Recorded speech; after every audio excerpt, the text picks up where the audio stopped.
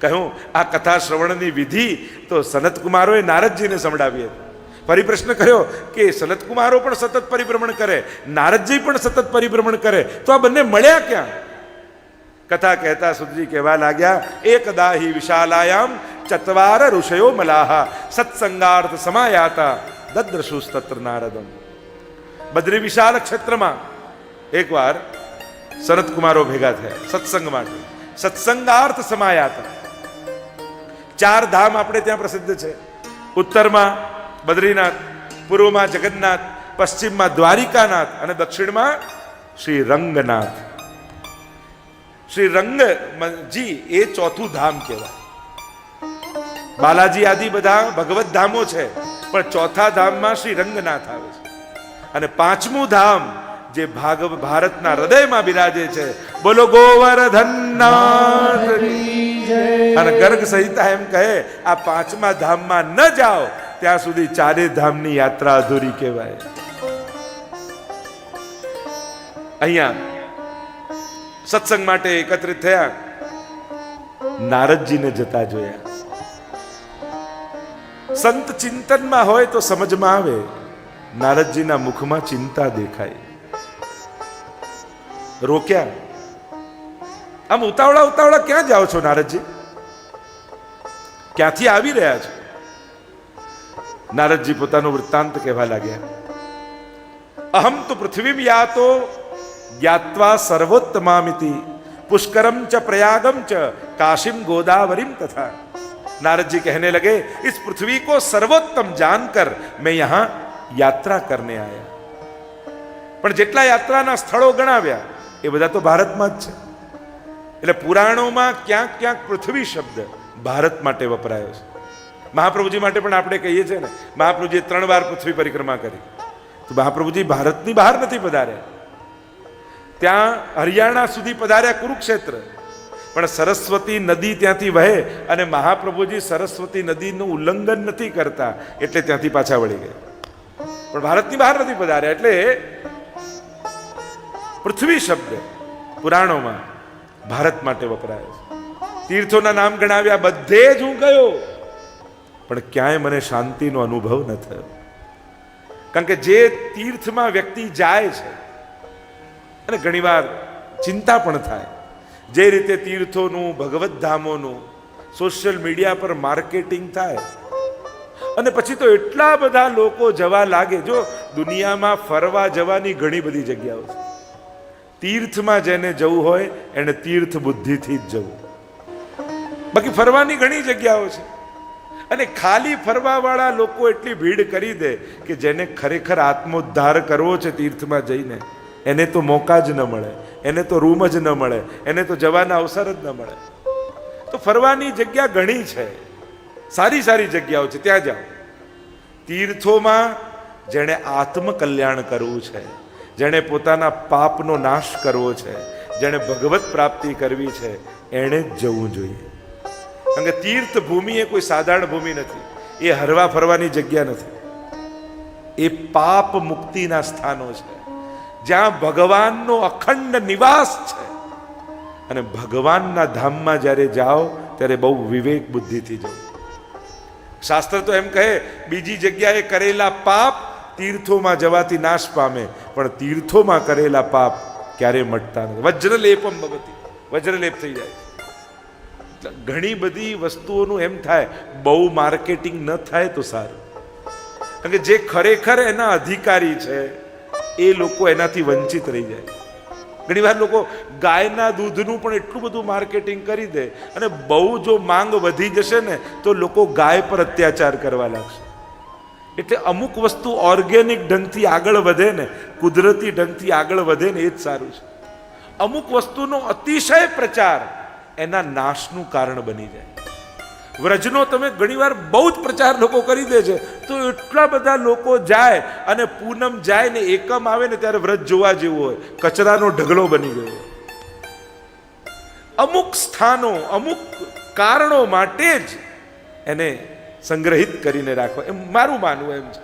કારણ કે જ્યારે અતિશય ઉપયોગ કોઈ વસ્તુનો કરવા લાગો છો અને તમને એનો ભગવત ભાવ પણ નથી, ત્યારે તમે ક્યાંક એ તીર્થ એ ભગવત ધામો એ પવિત્ર વ્યક્તિ યા વસ્તુનો નાશ કરીને આવે છે. એટલા માટે કારણ કે દરેકની એક કેપેસિટી હોય છે. વર્ષમાં 10 વાર વ્રજમાં જતા હો તો નક્કી કરજો કે પૂજન એક જ વાર કરીશ, બાકી 9 વાર ત્યાં બેસીને પાઠ કરીશ. કારણ કે જે રીતે સંખ્યા જઈ રહી છે, હવે તો તીર્થની ચિંતા. પહેલા એમ ચિંતા થતી કે આ તીર્થમાં ક્યારે જશે, અને હવે ચિંતા થાય છે તીર્થની કે હવે તીર્થમાં ના આવે તો સારું. કે જે દશા આપણે કરી દે કોઈ પણ વસ્તુનો અતિશય પ્રચાર, કુંભમાં 4 કરોડ 5 કરોડ જાય તો બરાબર છે, પણ બધા હિન્દુ જાગૃત થઈને બધા જવા લાગશે તો કુંભનું થશે શું? વિચાર કરો, એ જ જો 15 કરોડ થઈ જાય તો વ્યવસ્થા કેમ કરવી? અમુક કાર્યો, અમુક ધામો, અમુક ક્રિયાઓ એ એને માનનારા લોકો કરે ને એ જ સારું. જેને પૂર્ણ નિષ્ઠા હોય. તમને દેવ દાનવના યુદ્ધની કથા ઉપર વિશ્વાસ છે, તમને અમૃત ઉપર વિશ્વાસ છે, તમને ભગવાન ઉપર વિશ્વાસ છે, તમને ભાગવત ઉપર વિશ્વાસ છે, તમને એ કથા પર વિશ્વાસ છે કે અમૃત છલકાયું હતું અને આ સમયમાં અમૃત હોય છે, કે બધા રીલ બનાવવા જાય છે તો લાવ આપણે બનાવી આવીએ, બધા ફોટા પડાવવા જાય તો આપણે જઈ આવીએ, લાવ ને જઈને જોઈએ તો ખરા કેમ બધું ચાલે છે. એ કુંભ પૂરો થાય ને પછી જઈને જોઈ લેજો. કહેવાનો મારો અર્થ, ઘણીવાર ચિંતા થઈ જાય આપણને કે આ તીર્થોનું થશે શું, આ પવિત્ર સ્થાનોનું થશે શું. જાગૃતિનો અર્થ ઉપયોગ ક્યારે થતો નથી. આપણે જ્યારે કોઈ વસ્તુનો ઉપયોગ કરવા લાગીએ, જવા લાગીએ, એમ નહીં માનું કે બધા જાગૃત થઈ ગયા છે. જાગૃતિનો અર્થ વિવેક થાય છે કે હમણાં ન જવું એ સેવા છે કે જવું એ સેવા છે, હમણાં દૂધ ચડાવવું એ સેવા છે કે ન ચડાવવું એ સેવા છે. સામર્થ્ય સમાજનું વધે ને ત્યારે વિવેકની વધારે જરૂર પડે. આપણે બધા 100 લીટર ચડાવી શકીએ એમ છે, પણ બધા 100 લીટર ચડાવવા જઈશું તો ગાયનું શું થશે એની તો ચિંતા કરવી પડે કે નહીં. આ દૂધ સાચું છે કે નહીં, ગિરિરાજજીનું શું થશે એની ચિંતા કરવી પડે કે નહીં. એટલે હવેનો સમય એ વિવેકનો સમય છે. પ્રથાઓ અને વિધિઓને નિભાવો, પણ એક કટોરી દૂધ ચડાવવાથી પણ ગિરિરાજજી એટલા જ પ્રસન્ન થાય છે જેટલું 100 લીટર ચડાવવાથી થાય છે. દૂધ ચડાવવાનો કોઈ વિરોધ નથી, ચડાવવું જ જોઈએ, આપણી પ્રથા છે, આપણો વિવેક છે, પણ ક્યારે કેટલું કરવું એ વિવેકનું નામ પણ સેવા છે. એટલે હવે સમાજની જાગૃતિનો સમય છે કે યમુનાજીનું પૂજન તો કરીએ, કંકુ અક્ષત રોળી બધું ચડાવીએ અને પ્લાસ્ટિકની થેલી પણ જય જમને મૈયા કી. એટલા માટે વિવેકની જરૂર છે. વૈષ્ણવો, ધર્મ કરો, સેવા કરો, તીર્થોમાં જાઓ, વિધિ વિધાનો કરો, પણ વિવેક રાખીને કે હમણાં શું વિવેક, એક વૈષ્ણવી વિવેક શું છે એનો જ્યારે વિચાર કરશો તો સાચા અર્થમાં ઠાકોરજીની પ્રસન્નતાનું કારણ બની શકે. નારદજી બધા જ તીર્થોમાં ગયા. નારદજી કહેવા લાગ્યા ક્યાંય મને શાંતિનો અનુભવ. શું જોયું નારદજીએ? સત્યમ નાસ્તિ તપઃ શૌચમ દયાદાનમ ન વિદ્યતે ઉદરમ ભરિણો જીવા વરાકાકૂટ ભાષિણ. કલયુગનો પ્રભાવ જોયો. તીર્થોમાં પણ કલયુગનો પ્રભાવ. સંસારમાં હોય તો સમજમાં આવે, પણ મંદિરોમાં પણ કલયુગ દેખાય તો ભક્તોને ચિંતા થઈ જાય, સંતોને ચિંતા થઈ જાય. અહીંયા પણ આમ એક વસ્તુ યાદ રાખો, અરીસામાં તમે જુઓ અને ચહેરા ઉપર કંઈક દાગ લાગે તો વાંધો નથી. ચહેરા પર કંઈક કાળો દાગ લાગ્યો તો એને ધોઈ લેશો, પછી અરીસામાં દેખો ચોખ્ખું દેખાશે. પણ અરીસાઓ કાળા કરી નાખશો ને તો ચહેરો કાયમ કાળો જ દેખાશે. ક્યાંક ધર્મ સ્થાનોની પવિત્રતા, અને પવિત્રતા એટલે ચોખ્ખાઈ નથી કહેતો, વૈચારિક, વ્યવહારિક અને ભૌતિક, આ ત્રણેય પવિત્રતાની વાત કરી રહ્યો છું. આપણા ધર્મસ્થાનો, આપણા સત્સંગ મંડળો, આપણી સંસ્થાઓ એ વ્યવહારિક, વૈચારિક અને ભૌતિક ત્રણેય રીતે પવિત્ર રહે એ આપણા બધાની જવાબદારી છે. કારણ કે જો આપણે આપણા ધર્મ સ્થાનોને કાળા કરી નાખીશું તો પછી કાયમ આપણા ચહેરા કાળા જ દેખાશે. પવિત્ર થવા જઈશું ક્યાં? પવિત્ર થવાની જગ્યાઓને મલિન કરી દઈશું તો આ વ્યક્તિ કલયુગમાં પવિત્ર થવા ક્યાં જશે? એટલે આપણા સમસ્ત ભગવાનમાં માનનારા, તીર્થોમાં માનનારા, વિધિ વિધાનોમાં માનનારા લોકોની જવાબદારી બને છે કે આપણા ધર્મસ્થાનો એ પાપથી મુક્ત રહે એના આપણે બધા જ પ્રયાસ કરીએ. આપણી પ્રત્યેક ધાર્મિક સંસ્થાઓ જેના માટે તમને ડોનેશન મળ્યું છે એમાં જ વપરાવવું જોઈએ, જે ઉદ્દેશ્ય સાથે મળ્યું છે. અને એમાં પણ બને એટલો વહીવટી ખર્ચ ઓછો કરી જે ઉદ્દેશ્ય માટે મળ્યું હોય એ ઉદ્દેશ્યમાં કેમ એનો વિનિયોગ થાય એના માટેનો આગ્રહ રાખવો જોઈએ. આ બધું જ જરૂરી છે આજના સમયમાં. જ્યારે જ્યારે પણ તમે કોઈ આવા પવિત્ર સ્થાનોમાં જાઓ ત્યારે પ્રયાસ કરો એની પવિત્રતા જળવાય. અહીંયા નારદજી જ્યાં જ્યાં ગયા જોયું સત્યમ નાસ્તિ, સત્યનો નાશ થઈ ગયો છે. કોઈ સાચું બોલવા તૈયાર નથી. અને પછી લોકો એમ કે અમે સાચું બોલીએ એટલે કડવા લાગી. ના, કડવું સત્યના કપડાં પહેરાવીને આપણે બોલતા હોઈએ છીએ. આપણને સત્ય બોલવામાં રસ જ નથી, કડવું બોલવામાં રસ. આપણે ગુજરાતી બોલીએ, હિન્દી બોલીએ, ઇંગ્લિશ બોલીએ, મરાઠી બોલીએ, પણ સાચું ક્યાં બોલીએ છીએ? ભાષાઓ અનેક શીખી ગયો માણસ, સાચું બોલતા ન શીખી શકે. સત્ય બોલવાનું આવે પણ સાચું અને ખોટું આના પહેલા સારું અને ખરાબ એનો વિચાર પહેલા કરી લેવો. આ સાચું સારું છે, આ ખોટું ખરાબ છે. આપણે ત્યાં તો એનો પણ વિવેક આપવામાં આવ્યો છે. સાચું હોય પણ ખરાબ હોય તો એ સાચું નથી. સત્યમ બ્રુયાત પ્રિયમ બ્રુયાત. કોઈ ગાયને મારવા માટે પાછળ આવતો હોય અને જમણી બાજુ ગઈ હોય, તમે કોઈ ડાબી બાજુ ગઈ છે, તો એ ખોટું બોલવું સારું છે, કારણ કે સારા માટે છે. સત્યમ નાસ્તિ તપ, તપ જતું રહે. અને તપ એટલે કોઈ હવે જંગલમાં જઈને થોડી બેસવાના છે. અને બેસવા જઈએ તો ફોરેસ્ટ ડિપાર્ટમેન્ટ વાળા બેસવાય નહીં દે. હવે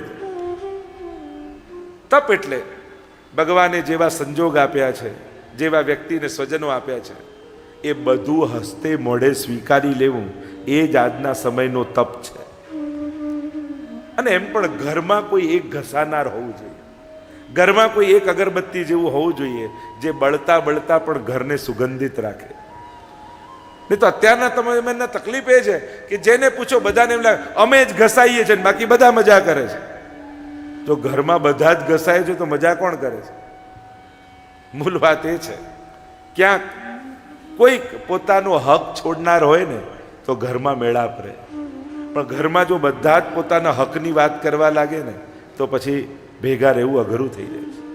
અત્યારે તકલીફ બહાર નથી, અત્યારે ચેલેન્જ છે ઘરના 5 લોકોને ભેગા રાખવા. એ 5 જણા જોડે પ્રેમથી રહેવું કઠિન છે. અને દુનિયાના ઇતિહાસ ચકાસી લો ને, મોટા મોટા દુનિયામાં સંગઠનો ઊભા કરનારા એ કહેવાતા રાજનેતાઓ, મહાત્માઓ તમે જુઓ, એમના જીવનને જુઓ. જેણે દુનિયામાં લાખો લોકોના સંગઠન ઊભા કર્યા એ પણ ઘરના 5ને ભેગા નથી રાખી શક્યા. તમે ઇતિહાસ કાઢીને જોઈ લો. એટલે અહીંયા બેસેલા દરેકને કહીશ, ઘર સાચવજો. જેટલા સંન્યાસીઓ જોઈતા હતા એટલા પૂરતા થઈ ગયા છે. હવે સારા સંસારીઓની દુનિયાને જરૂર છે. સારી માતા આવી હોય, સારા પિતા આવા હોય, સારા ભાઈ આવા હોય, સારા સસરા આવા હોય, સારા સાસુ આવા હોય. સારા સંસારીઓની બહુ જરૂર છે દુનિયાને. સંન્યાસી તો જેટલા છે એ બધા પૂજનીય છે, આદરણીય છે, બધા વંદનીય છે, પણ સંસારને સારા સંસારીઓની બહુ જરૂર છે. અત્યારે આદર્શો જતા રહ્યા તો વ્યક્તિ ફોલો એ કોને કરે? જે સમાજમાં આઈડિયલો ખતમ થઈ જાય ને ત્યાં સમાજ ભટકી જતો હોય છે. અને એટલે જ ઘણીવાર લોકો એમ કે નામ ન લખાવવું જોઈએ, નામ. અને ઘણીવાર એમ થાય કે દરેક વખત નામ લખવું એ કોઈ યશ કીર્તિ માટે જ નથી હોતું, પણ આવતી પેઢીને પ્રેરણા માટે પણ હોય છે. આપણે જ્યારે ક્યાંક હવેલીમાં કોઈક જગ્યાએ હોસ્પિટલમાં જ્યારે જોઈએ તો એક પ્રેરણા મળે. જો આ વ્યક્તિ હોસ્પિટલ બાંધી, આ વ્યક્તિ અનાથાલય બાંધ્યું, આ વ્યક્તિ હવેલી બાંધી, તો આવતી પેઢીને પ્રેરણા મળે, આપણે પણ ક્યારેક આ કરીશું. પણ જ્યારે પ્રેરણાઓ જ ખતમ થઈ જાય સમાજમાં, પછી સમાજ ફોલો કોને કરે? લોકસ તદનુ વર્તતે. ગીતાજીમાં તો ભગવાન કહે લોકો ફોલો કરનારા છે. એટલે દરેક વખતે નામ એ કોઈ યશ કીર્તિ માટે નથી હોતું, આવતી પેઢીને પ્રેરણા આપવા માટે હોય છે. અને આવી પ્રેરણાઓ લખાવવી જોઈએ, સમાજમાં લખવી જોઈએ. કારણ કે એ ઘણી પ્રતિમાઓ નથી હોતી, એ પ્રતિભાઓ હોય છે જે સમાજને પ્રેરણાઓ આપતી હોય છે. એટલે એવી પ્રતિભાઓની પ્રતિમાઓ હોવી જોઈએ કે જે સમાજને પ્રેરિત કરતી રહે.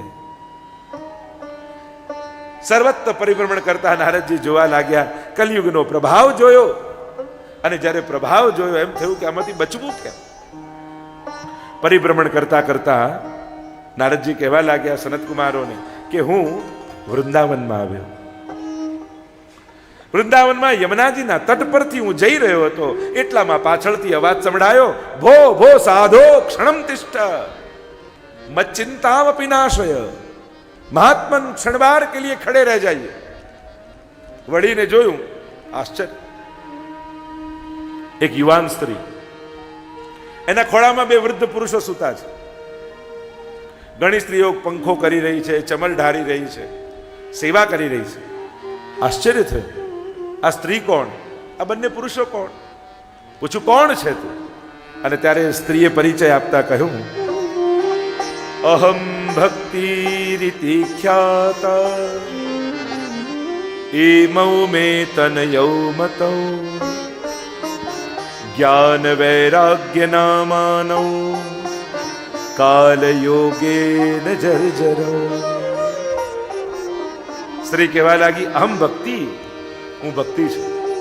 આ બંને વૃદ્ધ પુરુષો બીજા કોઈ નથી, મારા જ બંને પુત્ર જ્ઞાન અને વૈરાગ્ય છે.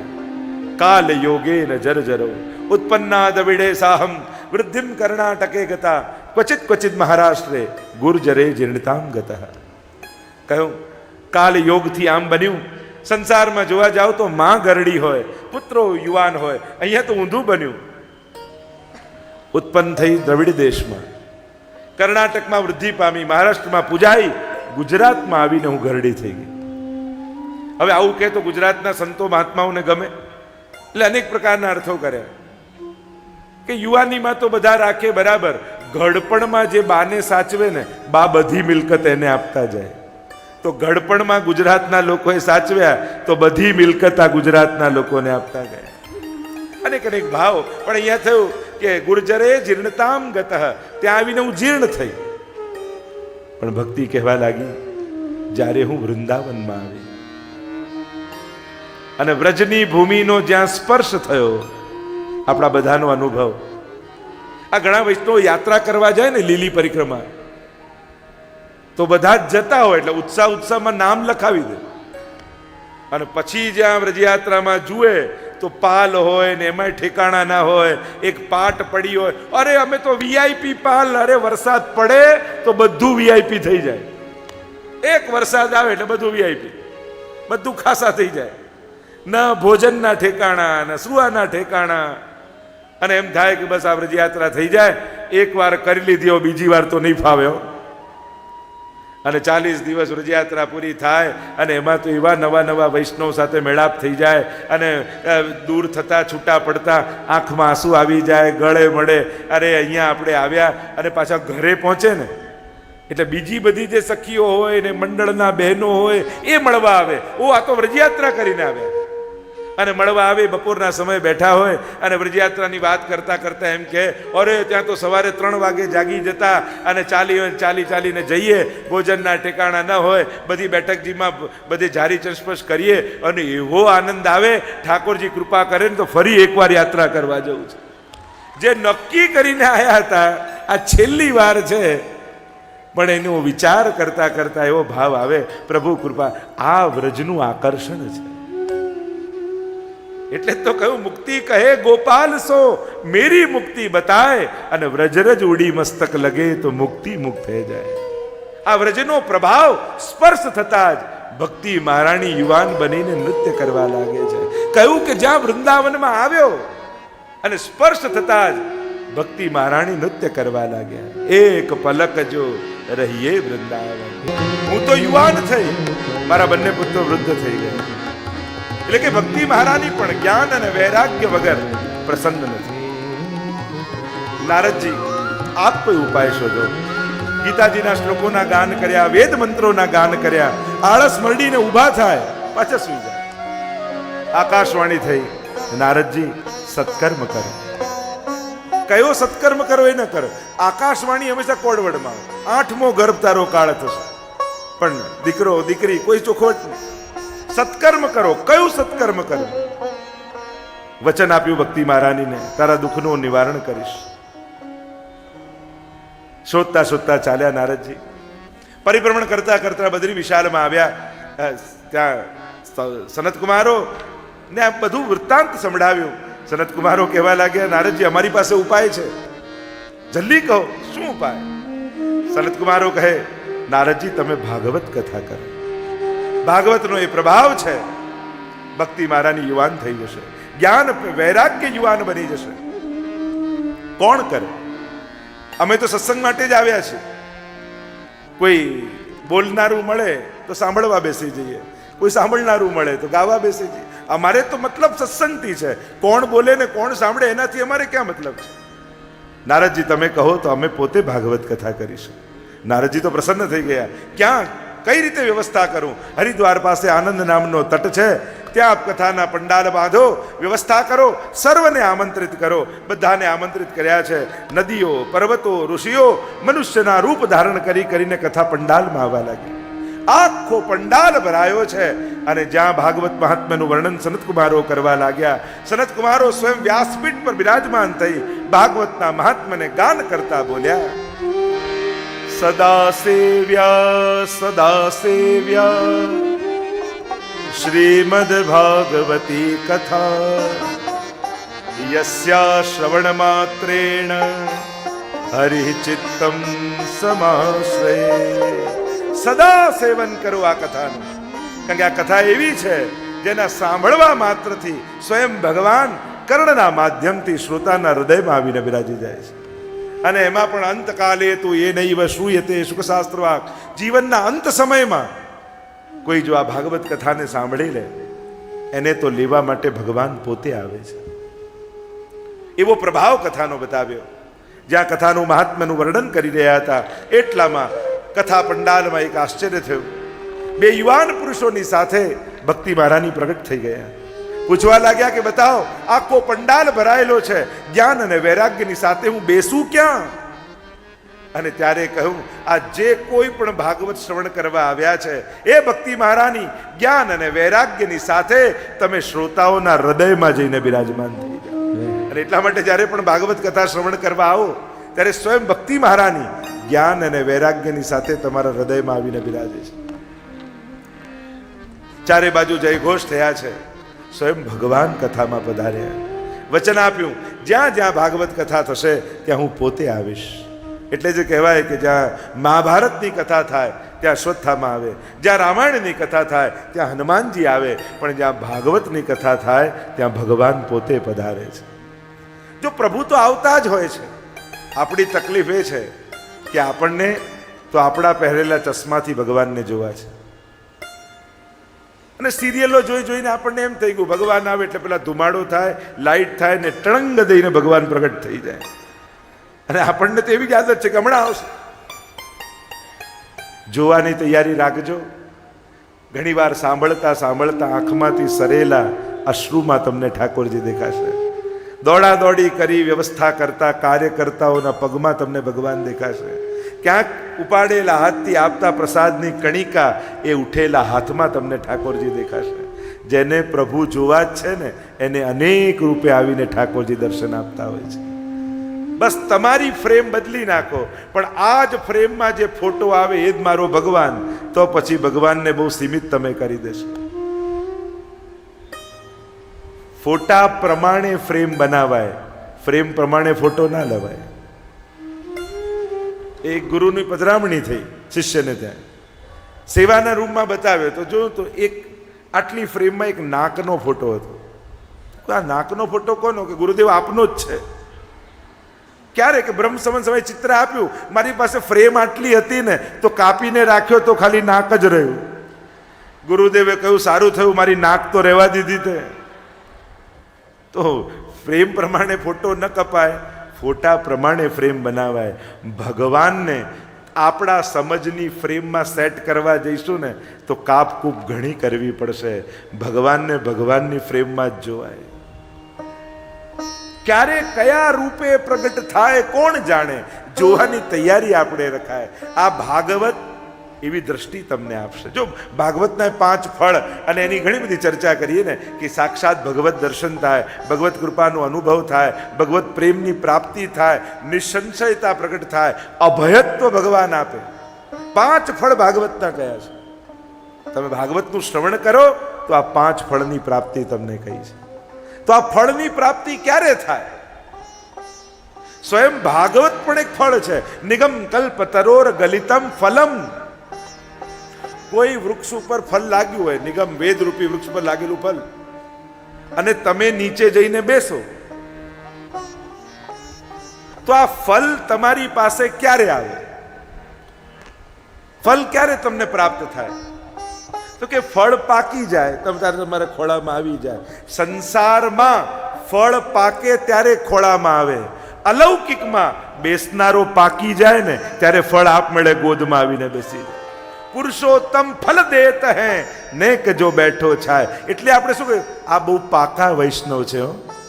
પાકા વૈષ્ણવ શું? જે પાકી ગયા છે એવા વૈષ્ણવ છે, કે જેની ગોદમાં સ્વયં ઠાકોરજી આવીને બિરાજી ગયા, એવા પાકેલા વૈષ્ણવ છે. એટલે લૌકિકમાં ફળ પાકે ત્યારે આવે, અલૌકિકમાં બેસનારો પાકે ત્યારે ફળ ગોદમાં આવી. તો આ ભાગવત પણ પરમ ફળ છે. અહીંયા સ્વયં પ્રભુ પધાર્યા, વચન આપ્યું જ્યાં જ્યાં ભાગવત કથા થશે ત્યાં હું આવીશ. અને ભાગવત તમને અનુભવ કરાવશે કે હા, ભાગવતમાં ભગવાન આવ્યા. એ દરેક બેસનારને અહેસાસ કરાવશે ભાગવત. અહીંયા કહ્યું સકલ ભુવન મધ્યે નિર્ધનાસ્તેપી ધન્યા. અરે એ નિર્ધનો પણ ધનવાન છે. ભક્તિ સૂત્રોપનદ્ધ. ભક્તિની ડોરમાં બંધાઈ સ્વયં પરમાત્મા પોતાનું વૈકુંઠ છોડી ભક્તોના ઝૂંપડામાં રહેવા તૈયાર થઈ જાય.